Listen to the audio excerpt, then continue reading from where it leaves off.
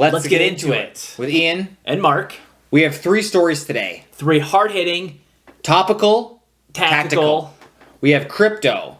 More specifically, the Constitutional DOA Committee, who tried to purchase the Constitution.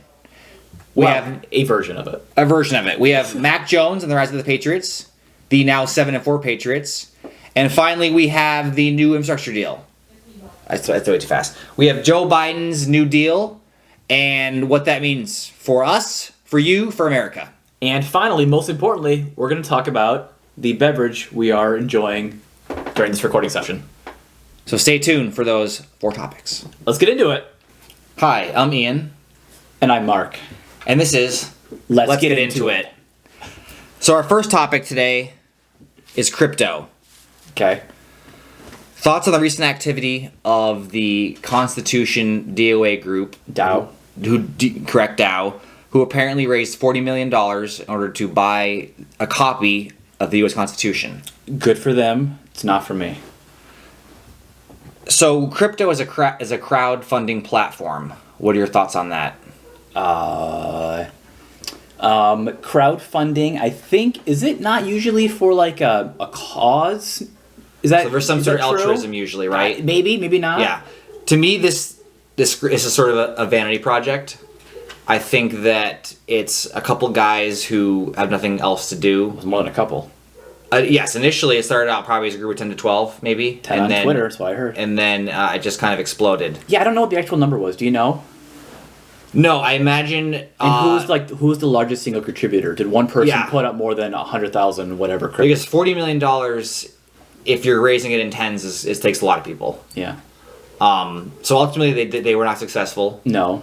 But an anonymous Sotheby's entrepreneur guy bought it for $42 million plus fees. Was he in the room? How did they do that? Probably all on Zoom. How did the crypto guys? Was there somebody doing the what do you call it? The panel? I imagine there was a lot of Discord channels, and they had some spokesperson. Like Twitch bids on Sotheby's. Yeah, that is good. The Pokemon. So what's next for this whole new movement? This definitely won't be the last one. No, I expect by mid next week. But are they going to stick with like American history? Is that the theme always going to be? I think they're going to. What we don't know is what else they've tried to do. Not this group per se, other groups, and it just didn't click. Right. I mean, I can see fine art. Is that similar? Right. So fine art is having a moment because they're kind of doing it anyway, right? It's a commodity along with trading cards and gold. It's something you purchase in. And then you hope that it exponentiates and you sell it for tenfold 10 years later. Do most art purveyors, I don't know what the word is, yeah. Do they do it just to put it in their house, in their mansion as a talking piece? Or do they do it with the intent to actually make money? I feel like they have to have money, like stupid money first before you even make that purchase. I think the idea of somebody who has a museum house, mansion, with art hanging and that they can tell you the provenance of, I think it's gone. I think these new people... This new money, they've bought they bought crypto, they've bought other commodities, they bought trading cards. Art is just the next step. Would you do it? If spending $5 million on a project was something I could do, probably. Not $5 million. Probably. Would you spend $5,000 to own 1/1000th of? Yeah, and that's an option. Thing. And then we can post a link for that group. But yes, you can purchase a share of a Monet. And as the Monet rises in value, at some point it's sold, and you make profit on that sale. So you don't. Is it different? Is it any different than owning a hotshot NTF trading card? NFT. We'll edit that.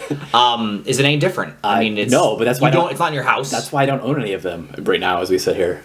Yeah, it's interesting. I don't get it. It's interesting. I think that this group, this DOA group, is not probably going to do much of this whole Sotheby's Avenue stuff. I think they're going to try to get their hands on something else. So the group, because I don't even know how this works. Is it a new currency they created They created their currency, yep. It's help me, what's DAO stand for? It stands for Decentralized Autonomous Organization. Right, so anti-government. So they're going to have they're first in on that nomenclature. And they but give basically money back. That's like a generic, that's like calling something just blockchain. It's an entity. Right. Yeah. So it's a catch-all. The next version of that's going to take that and have something a new else. acronym. It'll be not Constitution. It'll be Plant right. DAO or House Dow. So these guys didn't actually have to return the money after they lost either. But it was non-binding. Do we know what they did? They said they're going to. They said they're going to return the money because I think they want these guys and gals for the next to give them the money next time. Right. What if they had won the Constitution? Is there a transaction? There's an actual document. It doesn't go any like they're so decentralized. No, there's no leader. There's no hierarchy somewhere. Yeah, I mean maybe they just put it in a museum. And do you have a webcam on it? I don't know. They seem to try to blur this line between altruism and sort of like new bro fun that I think is impossible right now to do because you get the Constitution, you know, it's sacred, right? It's one of I don't know 5 or 6 of this 13. Really? 13? There's 13 of this age? I think one for each colony. Okay. So basically this is one of the most rare resources Americans can stand attention to, right? Constitution is huge. They win this, and some guy just absconds and goes to Australia with it. Yeah, so somebody definitely can't have physical ownership of it. No way. Human groups don't work very well. Maybe they don't have a hierarchy. Is that what they do with the Stanley Cup, though? You get to shower with it for a week, give it to the next guy on the team? You do. Like you do. So they take turns? Yeah, I suppose that's not a bad analogy. I mean, don't shower with it. But... I just don't think they knew what to do with it if they had won. I don't think it's altruistic. I don't think they thought they were going to win. It's not altruistic at all, is it? The little research I did, this group is trying to come off as, something philanthropy adjacent. Oh, okay. I think because if they don't couch it like that, it's just silly, right? It's Nick Cage and the National Treasure movie. It makes no sense, right? So I think they have this. I think their papers that talk about this, they really build themselves up to be something they're likely not, right? I mean, even the Squid Game crypto people had white pages and they had the buzzwords, the important things. They listed their CVs, but at the end of the day, they were essentially criminals, con artists, right? Yes. But if you read the paper, you might say this is actually legit. Have you ever read one of the white papers? I never have. 2 or 3 minutes of it only. Yeah. I mean, it usually lists people with PhDs from Carnegie Mellon and MIT, and they have or the Japanese and Chinese industries and universities. So they have the people at the top of the chart that sound like they know what they're doing, and they do know what they're doing. They created a cryptocurrency that does take some skill.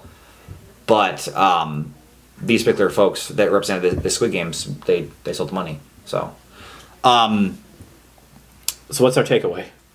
So my takeaway is stay tuned for the next version of this, right? Do we have to have a takeaway? Yeah, we need a takeaway. Okay. So I think that what I think about this is in terms of, GameStop was the first meme stock. Yep. And GameStop, you can list 15 AMC. On your fingers, Bed Bath & Beyond, Nokia, BlackBerry. I don't know fingers, but yeah. Yeah. So basically, this is the GameStop of this thing, right? It made CNN, MSNBC. Within 2 weeks, we're going to have the second version of this. I mean, what I think is different about it, though, is that there's no way for the average Joe to make money instantly off of it. GameStop, AMC, Doge, Shiba. Even the that was put your money in and make money fast. This is all you got to hold. Yeah, I mean, as a future buyer, and how often do you resale the? But I guess commodities that are this rare essentially can only grow in value, right? So if they had held on to this in 5 years and they had a vote, and then the majority of members said, "Okay, time to sell," this would have gained value, right? There's only 13 possibly original constitutions. Probably.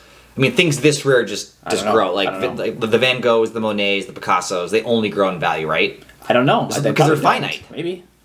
Well, I think the ebb and flow. I mean, we could look into how art appreciates. Didn't all those artists though they died? Their art didn't become worth something until later, didn't it? Yeah, I think there are 3 or 4 living sculptors whose stuff goes for $60 million. Koons is a name. We'll have to put that in our notes. But a lot of notes. So basically, yeah. So I think this. Your takeaway is this was not the first one. This was the first. Won't be the last. I don't think it means anything right now. I think it's the first indication. I mean, there are people that willingly gave up actual assets to possibly achieve ownership of a constitution. That does mean something, right? Someone gave them $10,000. Yes. That person might be worth $10 million, or that person might be worth $100,000. That might even 10% of their net wealth, or negative $10,000. Right. I mean, people do silly things with money. So the group of 10 or 12 who started this, who are they as people? I don't know. We should. Yeah. Yeah. Are they rich? Are they intellectuals? The person that started it a bunch of random people has probably been an early adopter. Is probably a Bitcoin early adopter. Yeah. And some kind of crypto guru. These people seem to have a lot of free time. Yeah. And I think one of the parts of this equation is money and free time, and the open access to internet and the fame that comes with it. I mean, this guy's geeked to be on CNN, right? Money doesn't buy happiness, but definitely buys time. Sure. So welcome back. Our second topic on sports is the rise of Mac Jones and the Patriots. Winners of 4 straight games, 7-4. What is his nickname? Does he have one? Sir Mac. Okay. I don't know. I don't even know if Mac is his first name. Mac Attack, probably. Yeah. This is impressive, though. 7-4 is impressive. Yes, they have some good wins. What'd they go last year? They were 500 at best. Or something? Yeah, I don't know. They struggled in almost every game. And everybody was crapping all over Belichick. Right. So he got his man. He wanted this guy. He drafted him. Yeah. He wanted him so much so that he cut a MVP caliber player. Not currently with Cam Newton. He's not. Back in the day, Cam Newton was a household 14, 15. Household name, fantasy stud. He cut him. Yeah, huge stud. And Mac Jones is starting QB, right? He started his senior year in Alabama, at least. We know that. High completion percentage. But people had doubts. Do Saban and Belichick have a history? Is there an Alabama? So Saban and Belichick coached. They were both part of the Cincinnati, the Browns. Excuse me. They were both Browns. Okay. The Browns have come a long way since then. Yeah. So Belichick didn't have success with the Browns. No one does.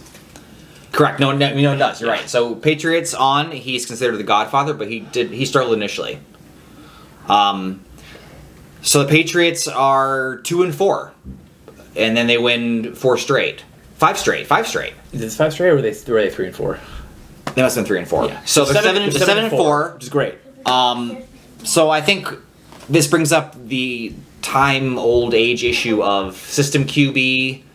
How much does a QB matter? How much does a coach matter? Yeah. The quarterback has the ball in his hands every play. Defense matters. Right? That too. So I guess in my mind, you can look at this a number of ways, but at least in the way of, so Belichick has his guy, he has his system, Mac Jones fits the system, good success is coming. What does success look like this year? Success, playoff berth? At 7-4, they're a playoff team in the AFC East. Now they are. Yeah, okay, yeah. So you wanted to the Bills have struggled. Win a playoff game? That would be huge. It would be. That'd be huge. I mean, momentum matters. I think a long off season, though, I think does sort of counterbalance that a little bit. But if long off season and now long season, so it's a 17-game season. 17 games. First, that's going to be. I'm never going to get used to it. No, I can't believe I can't believe that the player. I mean, the players had to go with it. The worst part of it is that it's an odd number. Well, 14 to 16 makes sense. I know. Maybe in our NFL viewing lifetime, they'll play 20 games, and the injuries. No way. They've already conceded the 17th game. The Players Union already they already lost. 3 more games is a lot more games. For the last 10 years, I know the NFL has wanted to go to up the schedule. And for 10 years they didn't, and now they did up the schedule? Yeah. I admit, did they start a week earlier, or are they going a week later? I think there's one less preseason game, do they get 2 buys now, or is it 1 bye? I don't even know. I know that being the number 1 seed is a massive advantage, even more so than previous years. 1 less preseason game makes sense. So let's look at my notes here. So how much does a coach or system matter for success in the NFL? A coach, a ton. You think so? I would say that's the most important non-player. So with that, is it fair to say that... How's the coach not matter? Does the coach matter more than the QB? That was the question. Last year, Brady Belichick, the conversation. There are very few examples of a mediocre quarterback getting far in the playoffs. I mean, there's the Trent Dilfer example where he won a Super Bowl. Joe Flacco, yeah. Ravens, Flacco. Who has essentially been for the last 5 or 6 years in his NFL prime-ish, early 30s, been a backup or a backup. Right, so his success was not sustained. Is Roethlisberger elite? He's probably elite. He was. He's no longer considered top tier. Yeah. No, definitely not anymore. He's what? As old as Brady. But he does have behind him, Mike Tomlin is, I think, the longest amazing coach. The Steelers do not get rid of coaches. They've had 4 coaches since we've been alive. I love since your dad's been alive. Yeah. And they win. They're 10 wins every year. They don't usually advance much in the playoffs, but they're successful in terms of they win more games than they lose. What did we had? We had Rodgers, we've had Manning and Manning. Well, the Giants. Eli Manning. He's not elite. He was very good. You can maybe name the Giants coach. Can you name the Giants coach? Coughlin. Yes, okay, so you could name him. Tom Coughlin. He's not considered a great coach, though. No, he wasn't. Is that because he overstayed his welcome? The last couple of years he was abysmal. Should he have gone out on top? What about Andy Reid? His successes. So Andy Reid did the Donovan McNabb Eagles. Right. Which were a field goal away from beating the Patriots. Yep. The Patriots have not dominated Super Bowls. They won by a field goal in the first 3. Well, yeah. So that's one possession. That's one drive. Yeah. And then Andy Reid has brought the Chiefs Super Bowl last year. The year that Peyton won his last one with Denver. It was a joke of a season. That was not a good quarterback. He wasn't a healthy human being. No, they won. So that's system or coach. A system or defense. He was the ultimate game manager, which I know is air quotes super. It means nothing. That what you and I could aspire to is being a game manager. Turnovers, keep them low. Have a good kicker too. Per attempt, keep them low. Get those field goals when you get there. When you achieve the chance for 3 points, you get 3 points, right? You get the 3 points. Question for you. Question. Off the wall. How much less football have you watched since the pandemic? 75% less football. Yeah. Are you going to go back? Was the spell I will broken? say, if the illusion? If the Mac Jones era Patriots the next couple of years can be the dominant AFC East force, it's fun to watch a winner. It is. People say they want close games. They don't. They want close games, they win. They want to win. Yeah. You'll always want your winning blowout. Yeah, I think that we will soon see, though, this Mac Jones team will play the Bills twice, home and away. So they'll get them both. But the Bills are a better team than the Patriots still. What's the next game? Where do they play tomorrow? They played Thursday Night Football. Oh.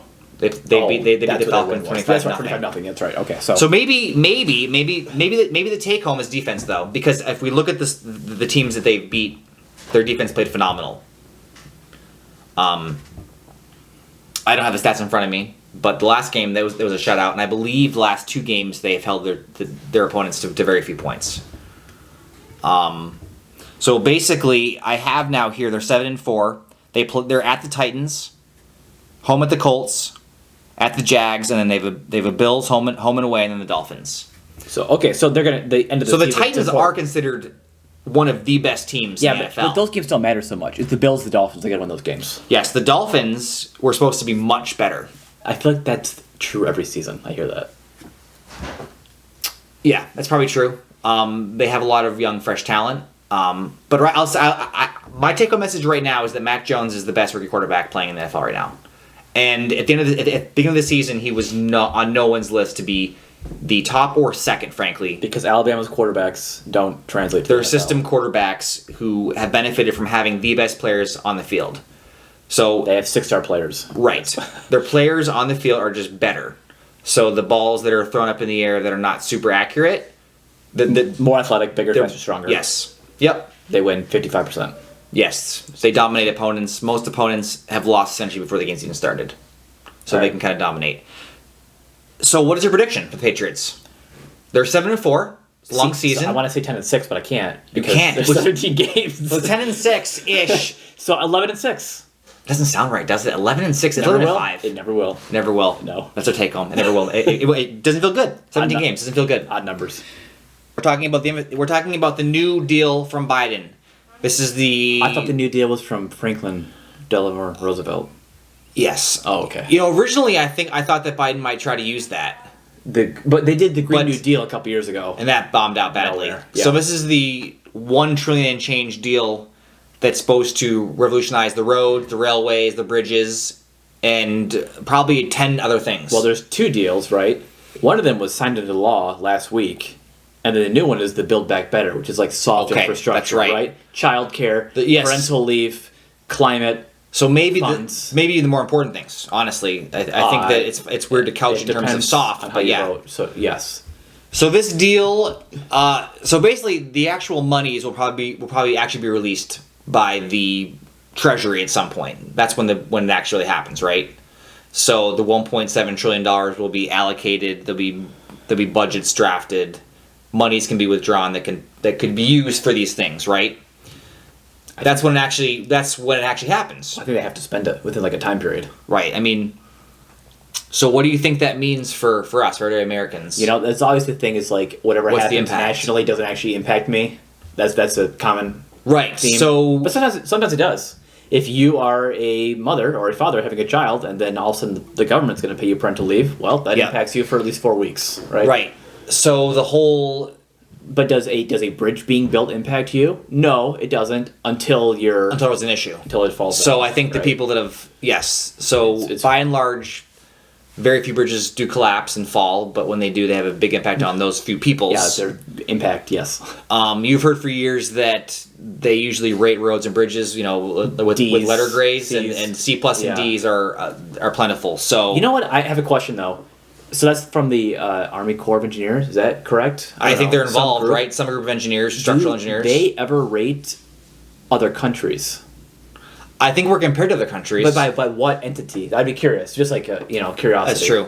How do we compare to Canada, our neighbor, right? Because they would have thousands of miles of roads in the north that are basically on tracks, basically, right? Not driven. Right. So that's a good point. I'm just curious. I have no idea. Living in Michigan, we've heard a ton about our roads being the worst. 48th out of 50 states or something. The winter, the freeze thaw cycle, it's not all the jokes and puns about driving your car into a pothole and suspension and, whatever that entails. Right. So kind of pivoting from that, part of the complaints, the vocal against the cons was that this would greatly have an impact on the national debt. Increased debt. Doesn't pay for itself. The borrowing money essentially is a big issue, right? Yes. And you heard sound bites on the radio and TV about how it would impact. People said, "Oh, this will impact my children's children." That their day-to-day life will be affected. What are your thoughts on that? Do you think that's a thing? Do you think people that's a smokescreen? What's that for you? I'm very hesitant on how to answer, so rephrase the question. Very narrow for me. So when you see somebody on a soundbite saying, "I'm against this bill because we're borrowing money," here's my answer. I have a hard time knowing what their actual personal belief is versus them speaking to politics. Okay, let me rephrase this slightly. So we're trillions of dollars in debt. As a nation, we're trillions of dollars in debt. We print more money. Right. What does that mean? Does that actually impact you? Are you the 9th trillionth dollar we've taken out versus the 8th trillionth dollar? You, Mark, as a person, between those 5 years, you've been affected negatively. I don't think it affects me, but I also don't live in a multiverse where I could see their version of me that has no trillions of dollars in national debt. If somebody says the debt ceiling has affected them, my question would be how so? Yeah, I don't know. I can't. Because in my mind, I've been alive for 30 some odd years. We've been in trillions of dollars of debt the entire time. Everybody since Reagan and on have talked about the national debt, borrowing money, doing all these things. I assume it's because it means our dollar's weaker, it affects trade deals, and that trickles down. But we've had prosperity for 30 plus years, right? I mean, I've enjoyed prosperous life. I feel like most people have enjoyed the luxury of a government that borrows money.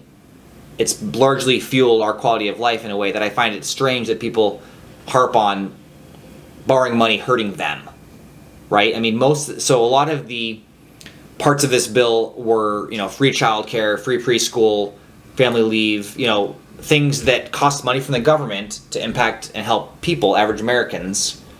It seems strange to me that so many people are against this bill.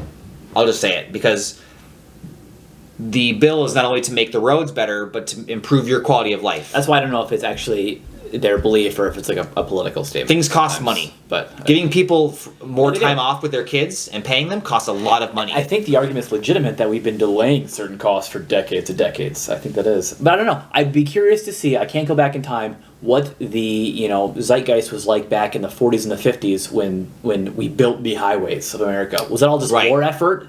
So we had, I feel like they were all behind that, right? It was putting your young men to work. Yeah, it was the Nazis. It was the external force. Right. Everything you did was for the cause, right? Yeah, they came back and we had them pour asphalt. But now they built roads. We don't have an external force, not the same way at least. So it's true. Humans are tribal by nature. They look inward, and if we don't have some external threat, then we create them against ourselves. That's why I want aliens to show up, because then we'd all be we have a united front. Yeah, I think that was a movie with Chris Pratt recently. And then also kind of running alongside this is the fact that people, by and large, do not want their taxes to ever increase. Oh, I don't. But if you don't increase taxes and you spend more money, right, you increase the debt, right? But there's basic arithmetic behind that. If I can spend, if you can show me that I spend $1 in taxes and I get $1.50 in return, well, that's like a good deal. But it's so hard to show that on paper or feel that. I feel like, and we're getting a little astray here, I feel like the countries that, Finland, Sweden, those countries have really high tax bases. Yeah. But the what that people get, citizenship, is huge benefits. Healthcare is subsidized. From afar, universities, that's how it appears, but I've never been there, so. Teachers, police salaries, people who work for the public good are compensated very highly. And that costs money that a lot of other people are paying for. So, yeah. So you're saying they have bus drivers? I'm saying the bus driver is making a living wage, and that what that costs, though, is the bus driver is making more and paying a lot more taxes, frankly. So I know that's, we're sort of moving beyond the borders of America here, but so this is happening. Well, one deal has happened. The other one has been signed by the House. This was a huge thing coming. And now it has to go to the Senate. Right. There was infighting within the Democrats. Yes. Probably more so than progressives, I've seen. Moderates. All kinds of Is people. another Democrat? That's the only kinds I know. Yeah. So what are the take-home messages here? Yes, what is the takeaway? I do expect money to be spent on roads and bridges and railways. I do. If I was a gambling man, which I'm not, usually, then I think the complete bill will pass. The Senate will pass it. Joe Biden will sign it. Whether it looks like its current form, maybe a few things get pulled out. Right. It'll probably pass. I think the things that are easier to envision, having new Amtrak trails, track laid, will happen. Some of the softer things which you mentioned previously, which probably are more impactful, free preschool, education, time away from work, all those things. I have a hard time thinking those things are actually going to happen. We should talk about Amtrak sometime. We should. That'd be fun. We should. To talk about, not to ride. Yeah. Okay, very good. Thank you. So if you couldn't tell, this is our first session. It's raw. It's live. It's not live, but it's raw. And it's raw. And we're drinking some semi-local brews. East Coast style double IPA from Ludington Bay Brewing Company. My first time having it. Yours? My first time having an East Coast IPA. I mean, weird because we drink a lot of IPAs from the two East of us. Coast. From the East Coast, there's a West Coast IPA that has a very particular flavor profile, which I actually don't care for. It's a combination of hops that doesn't appeal to me as much. The East Coast IPAs, I dare say that Ludington Brewery may be what East Coast sort of creating something that may not be maybe the East as Coast tight. Is like the East Coast. The problem is they're on the west side of the state. Because the hazy IPAs have a distinct origin story. They have the flavor notes. They're sort of the juicier, the mango. Juicy. I do like that word. They pour like orange juice, frankly. So this says copious amounts of Amarillo and Centennial hops. The Centennial hops, I feel like I see a lot. The Amarillo. That's like Founders. Centennial hops is all day IPA. Right. Amarillo, I'm going south. Is that wrong? I mean, the only you can't grow hops for me, in Amarillo is Texan City. Yeah, that's I don't know. So I think also in terms of beer, the double IPAs, the DIPAs, if you will, usually are approaching sort of that 9.5-10% sort of number. This is not there. This is 7.7%, which is fine actually. Very drinkable. Especially it's not crushable per se. You hear the word crushable a lot. Oh, dude, that's sort of like the 4 or 5. Crushable in a long time. Oh yeah, it exists. Okay. Usually it's in terms of a 5% beer that just drinks really quick, but has a lot of good flavor still. Yeah.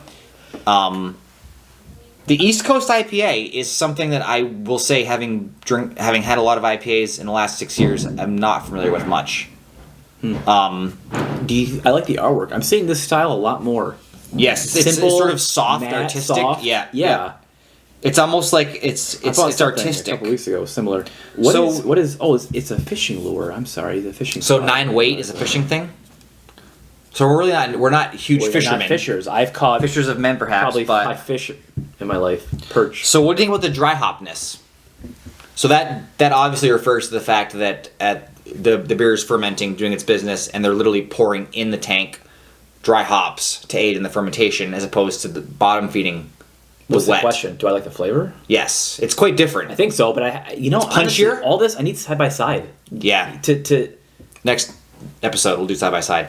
So for me, the dry hops is punchier. It's more flavor forward. Hits you first. yeah. It's definitely, to me, the flavor isn't quite as much blended because it's sort of added in as sort of a Additive. additive. Yeah, but I do, it's probably but I do think that the hops carries well in this beer. I think this is a good beer. I like it the more I drink it. If I drank this beer and said describe it, I would not say East Coast or Dipa. I would not say double. No way. I would say it's an IPA.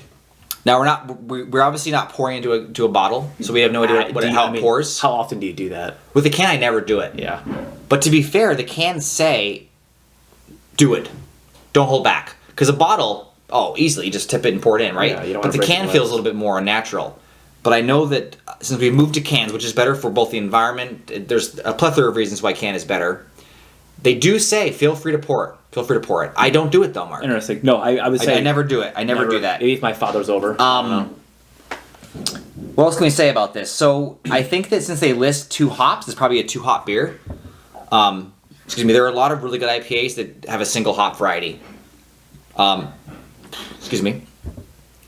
know that Founders All Day IPA, or there's one Founders beer is Centennial hops throughout. Centennial IPA. Probably it's Yes, Centennial, right? And I do believe that Two Hearted, which has won beer of the year several years and been runner up, I think only has like 2 hops. So the idea of needing 5 or 7 varieties to kind of just push flavor, you don't need it. If the star of your beer is a one hop that's done well, I think you're golden. Is Two Hearted called Two Hearted because there's 2 hops? I believe there's 2. Is that the origin? I think that's true. Is the hop the heart? Is that the idea? I'm asking. What's interesting too, you're talking about this with you, is it's also very fish forward. Fish forward? There's the fish on it. Yes, but flavor. There's no fish flavor. There's no fish flavor. That's what I'm asking. But is there sort of this romanticism about drinking a beer and fishing, or like the outdoors, the nature? I don't know. Simpler times. Now that Larry Bell has retired, maybe he'll come on our show. That would be quite the catch. He'd probably have some good stories. Quite the catch. Yeah. So, is there any takeaway for this story? I mean, this is just there is 2 guys talking about beer. There is a takeaway: is that life is better with an beer. IPA. Yeah. I could not say it any better myself. Yeah. IPAs for life. So, as with all episodes, we're going to wrap up with something positive for the week. Well, Mark, that's pretty I'll start easy with this you. week. Yeah. What's your Turkey positive? Day. Turkey Day. Thanksgiving. What are you doing? You seeing family? A little bit of family. I'm looking forward to it. It always seems fast. It's always a month away and then it's next day, right? A little bit of family, not too much. That's the sweet spot. Are you a canned cranberry guy? I've probably had a bite of cranberry once in my life. Canberry. I like that. Yeah, that's what it's called. My favorite is, honestly, green bean casserole. GBC. It's got to be really warm, though. Well, yeah, I want to I want all that mushroom and soupy stuff kind of coagulates quickly. I mean, the turkey, honestly, I feel like no one cares about the turkey. Unless it's all about the sides. Unless it's incredible, right? If the turkey is just pretty good or averagely good, nothing. I've never had incredible turkey in my life. Mac and cheese, mashed potatoes, green bean casserole. I think you're right. Sure. I think a lot of our fans will disagree, but I think you're right. How about some good dinner rolls? Hawaiian? Not for Thanksgiving. Sorry, I didn't know that's the point. Yeah. So that's your positive. I haven't thought of one yet. I think my positive for the week is I'm looking forward to hearing about people's Thanksgiving. That's terrible. But yeah, I hadn't thought of it. That's good though. I like that. Happy Thanksgiving. We'll Happy see you holidays. on the flip side. We'll see you next week. Thanks. Bye. This podcast is for entertainment purposes only. The content in this podcast is not intended to be a research report, financial, or life advice, and does not constitute an endorsement of any product, service, individual, or organization.